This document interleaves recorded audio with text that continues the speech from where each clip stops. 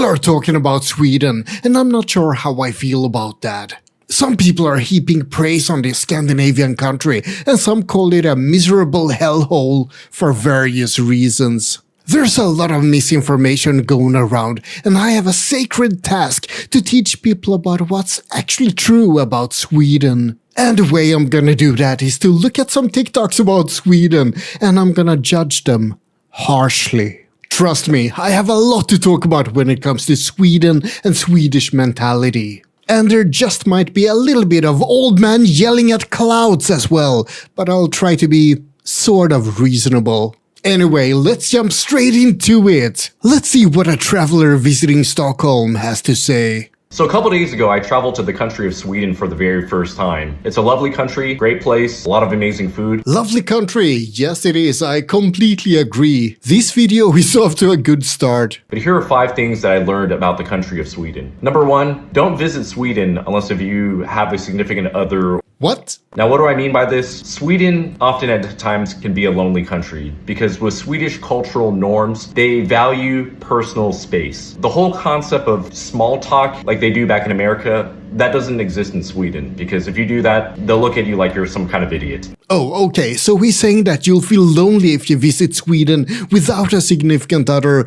because no one will talk to you. Well, first of all, how insanely social of a person are you if you can't spend a couple of days without chatting to strangers all the time? And secondly, he's just wrong. You can find people to talk to at most places in Sweden. The difference is that you actually have to have something worthwhile to say. Number 2, Sweden has a strong middle class. We used to at least, but things have gotten a bit muddled these days. It's very hard to be poor in Sweden because of how safe and secure it is, because of its free healthcare and free education. But at the same time, it's also very hard to be rich because of how high their tax rate is. Yes, absolutely true. Most people in Sweden have a good standard of living and a decent amount of disposable income. But you don't get rich from working in Sweden. We do have a lot of billionaires though, but it's not like any of them have ever done an honest day's work. Number 3, Swedish food in general is of highest quality. We went over to a Swedish version of McDonald's called Max's Burger. Ordered a double patty burger, and I remember eating that burger not feeling like total shit. Okay, I'm happy that he mentioned Swedish food, but why did he use Max as an example? Sweden has some really good food, even if some of it might be a bit shy of spices. But Max, it's just a burger chain. It's crappy fast food. I would make a joke about Americans and fast food, but shooting fish in barrels. Number 4, everything is on time. This guy has apparently never taken the train in Sweden. Whether it comes to public transportation, meeting up with friends to go to fika, everybody and everything is on time. Very similar to Germany and Switzerland. It's true. Punctuality is very much valued in Sweden. Don't be late for a meeting and don't be late for fika. It's all about respecting the other person's time. Hej! Hej. Hej! Hej, allt bra? Ja, det är bra, själv då? Det är strålande. Ursäkta? Ja, vad vill? Ja, kan du vägen till gymmet? Absolut, du går bara rakt ner här och Okej. så vänster så är du där. Tack så mycket. Hallå? Snygga, snygga byxor. Ja, tack så mycket. This is of course exaggerated, but it's pretty spot on when it comes to Swedish behavior. Everyone is inside their own little bubble all of the time. And when you're inside your personal sphere, you don't have to worry about plastering on a smile or pretending to be nice. But as soon as anyone enters your personal space, you put on the Swedish niceness. You smile and pretend that you're a kind and helpful person, because that's how you're supposed to act in civilized society. At least according to Swedes. And that's of course also related to Swedish conformity and the consensus culture. You're not supposed to stand out and you're supposed to fit in with everyone else. And that requires that you smile and behave nicely, even if you'd prefer to be by yourself most of the time. Or maybe that's just me. I'm even more introverted than most Swedes. Anyway, let's move on to another clip. You want to be good friends with anyone in Sweden, you should go talk to a stranger. No, you shouldn't. Just lock eyes with them and just say we are best friends now and I'm gonna follow you the rest of the day. Okay, she's obviously taking the piss. You don't do that in Sweden. Ever. That's how you make a Swedish friend. They're gonna love that. And you sit as close to them as you possibly could. If you're on the bus, just sit next to them. If there's no one on the bus, sit next to that Swede. Sit as close to them as you possibly could, and look them straight in the eyes and say, "We are best friends now." And then you give them a kiss on the cheek. Best friends ever, I promise you. She's obviously joking, if that wasn't immediately clear from the ending with a kiss on the cheek. Swedes are very protective of their personal space, and you don't sit next to anyone unless you're literally forced. And you don't speak to strangers unless you really need something. Anyway, this was pretty funny. Let's see if the next one is gonna beat this one. Have a good day, man. Have a good day. Have a good day, man. No, am I invisible, yo? No, you're acting like a madman. Have a good day. I'm not real, bro. Have a good day, man. Have a good night, sir. People who do this in Sweden are either high or mentally unstable, or a combination of both. This is sociopathic behavior in Sweden, and this person is scaring people and causing emotional harm. I don't use meme clips, but this would have been a perfect place to insert that emotional damage clip. You think I'm joking or overreacting, but he's not just doing a little faux pas here. He's actively being aggressive to Swedes. He's a bad person. Bad person. One thing that I will never get over with a Swedish guy, right? So it's pizza. I think I know where this is heading. The only question is, which pizza is she gonna compare it with? That's actually not one of the worst examples. That's a variation of the Swedish kebab pizza, but with a lot of sauce. And French fries. Amusingly enough, I've seen some pizzerias call that an Americana because of the bigger is better mentality. But we also have pizza with pineapple, of course, and banana, and curry, combined. And there's also pizza with béarnaise sauce and lots of other travesties.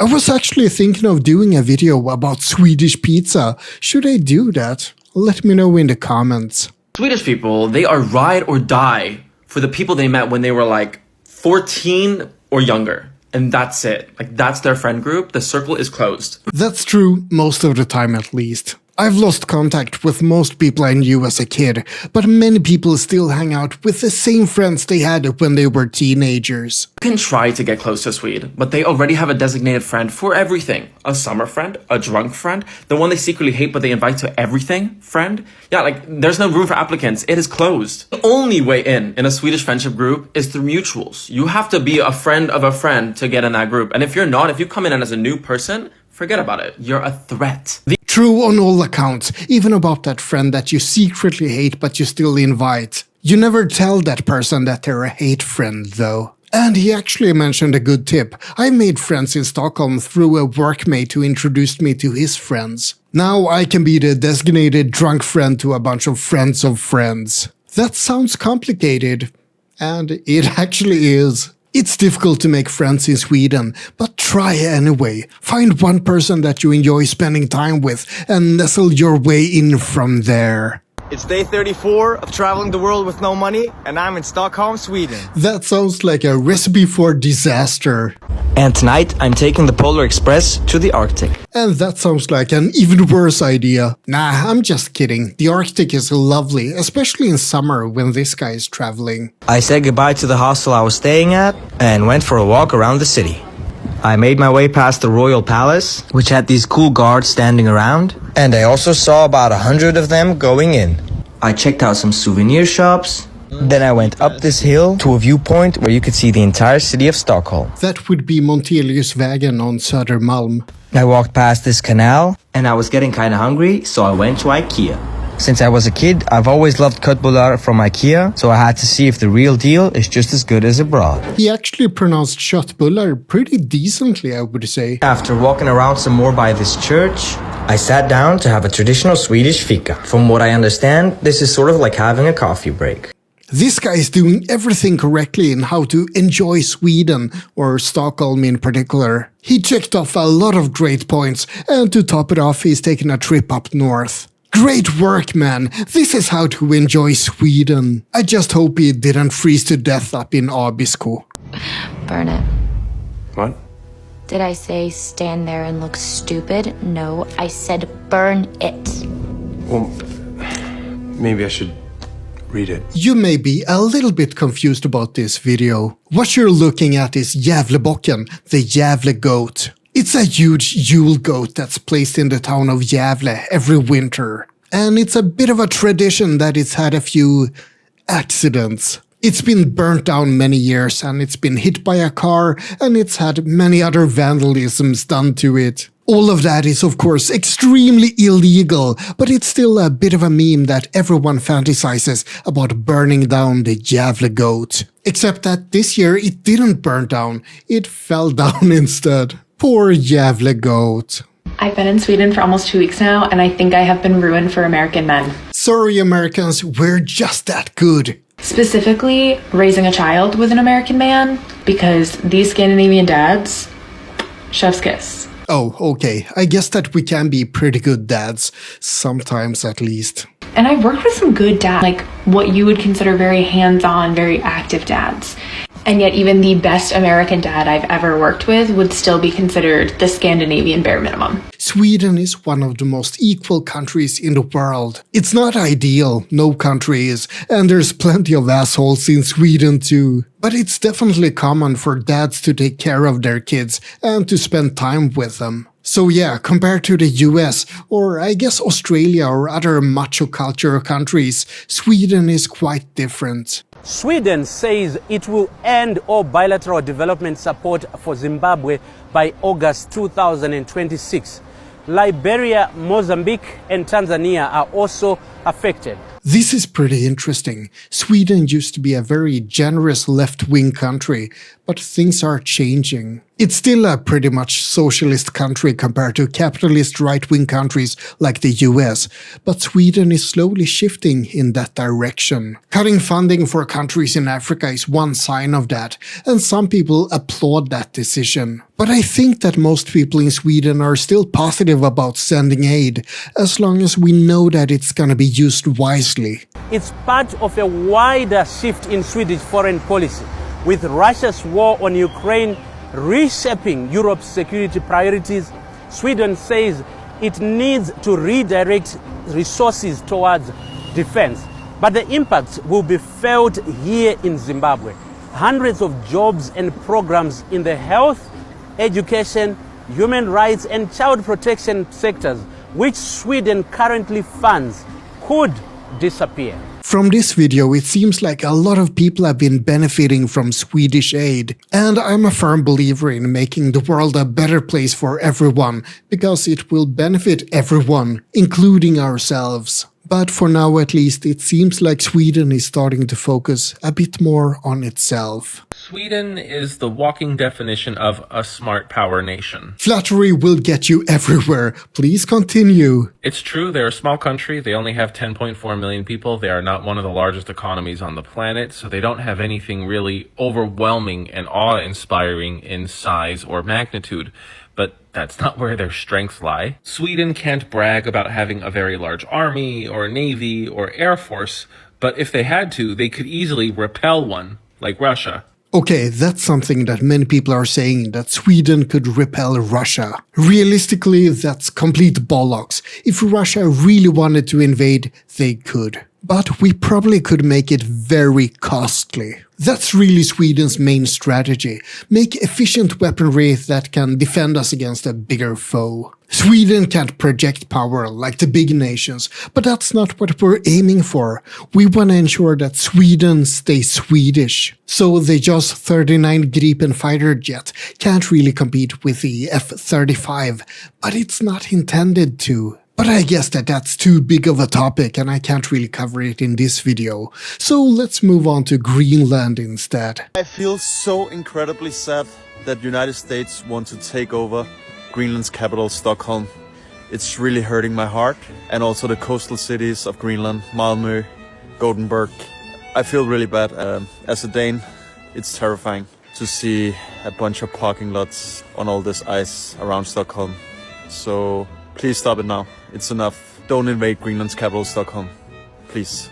There's just one thing to say about this guy, Dansk Gavle. He's of course one of the drunken lazy Danes who's trying to stab Sweden in the back during these troubled times. The US still has its sights set on Greenland, which is Danish, and it lies way over there. Stockholm is here. Don't bomb us, Donald. Don't listen to this Danish bastard. Stockholm is not on Greenland. If you want to bomb anyone, bomb Copenhagen instead. Especially the Carlsberg Brewery, because that beer is complete rubbish. Oh my god. Annika! Look, I just saw the weather report and there's gonna be a huge snowstorm next week. We've really got to do something and start preparing. Let's get the sand, the gravel, and the snowmobiles. We're gonna make sure the streets are clear and the buses are up and running. Catherine, ta dig lugnt. Maybe we should just wait and see how bad it really is going to snow. Okay, so some context to this one. It snows pretty often in Stockholm, just about every year. But every year the municipality is still surprised. What? Snow again? Who could possibly have foreseen that? And in 2026 the snow plowing has been handled miserably and there's been tons of complaints. Complaints that have been ignored by the municipality. Literally. They received thousands of complaints and they just clicked delete on all of them. I'm not kidding. They admitted to doing that in newspapers. So yeah, Sweden should know a thing or two about snow, but it's still a complete surprise every year. Sweden wins again. Countries with the most single people in the world. Sweden is number 1. Stupid Denmark are number 2 and Norway number 5. This is very funny. Sweden is best. So yeah, Sweden is the country with the highest amount of single households and apparently singles too. But please take that with a grain of salt. I don't know what it's like to be a youngster in Sweden today, but at least back in the olden days, there was a lot of casual sex and hookups. So yeah, many people might have been technically single, but they still had a stable fuck buddy or two. If you haven't seen my video about loneliness in Sweden, go check it out. I dive a little bit more into the topic in that video. Not on the topic of fuck buddies, on the topic of relationships. Now for the final topic I want to cover. The Winter Olympics took place recently and Sweden did quite well. Mostly owing to the ladies, but still a very good year in the Olympics. But one country ended up on our shit list this year. Here you go, sir. Enjoy. Oh, thank you. Why did you poke my semla with your finger? If you didn't follow the Olympics, this is of course referring to the Canadians who poked the curling stone. And I think that a little bit of Canadian cheating would have been okay if they weren't such assholes about it. The Canadian curling team are all mean and horrible people, and I hope that they get herpes. Yeah, take that. If Canada can drop its facade of being nice and pleasant, so can I. And on that horrible curse from me, it's time to wrap up this video. I hope that you enjoyed it, and that maybe you learned a thing or two about Sweden. Like and subscribe, but most importantly, have a great day.